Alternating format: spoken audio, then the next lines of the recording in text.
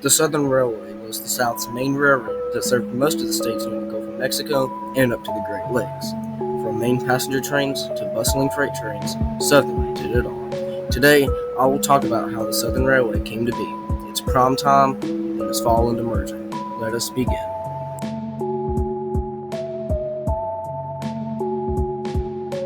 During the Civil War, railroads were just becoming popular. Such railroads include the South Carolina Canal and Rail Company and the Memphis and Charleston Railroad. As the Civil War kept going on, more railroads were being formed for the war. As time went on, a new railroad was formed in 1893. Financier J.P. Morgan reorganized railroads to form the Southern Railway system, and in 1894, the Southern Railway was formed. Southern Railway operated many other lines, one famous one becoming the Alabama Great Southern Railway, or AGS.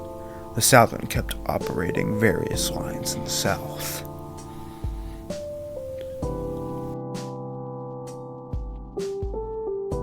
In the 1900s to the 1910s, the Southern was booming in popularity, with a lot of trains operating the Deep South and Upper North. Famous passenger trains operated during the Southern era includes the Crescent, Tennessean, and Birmingham Special. All three lines were highly used by people, which made the Southern Railway popular with passenger service.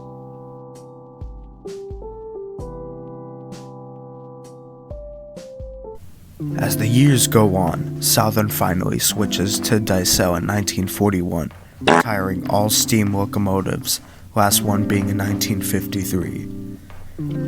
3 steam locomotives were used for a steam program in 1966. However, 3 steam locomotives used were Southern 4501, now in service for the TVRM, Southern 630, also at the TVRM, and TNP 610 sits at Fort Worth on display. Since then, all passenger and freight trains use the diesel as the main source of moving. The Southern enters the 1960s and 70s. The railroad slowly falls as their aging units show signs of wear and tear, and more people switching to cars. The freight business was fine, however, that would change soon. In November of 1980, to the response to the creation of CSX Corp., the Southern merges with the Norfolk and Western Railway to form Norfolk Southern. In 1982, Norfolk Southern began operation, ending the Southern Railway's movement. Since 1982, Norfolk Southern has been one of the largest railroads in the South, along with CSX. Both railroads have been the main transports of the South.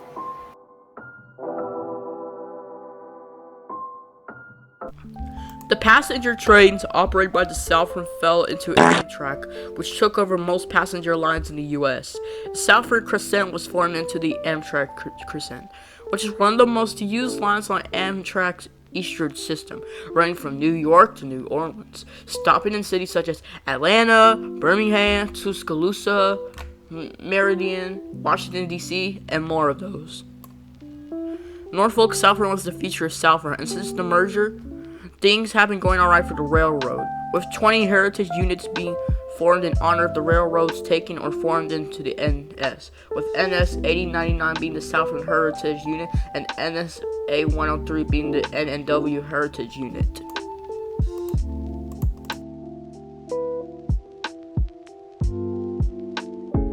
Well, that's it.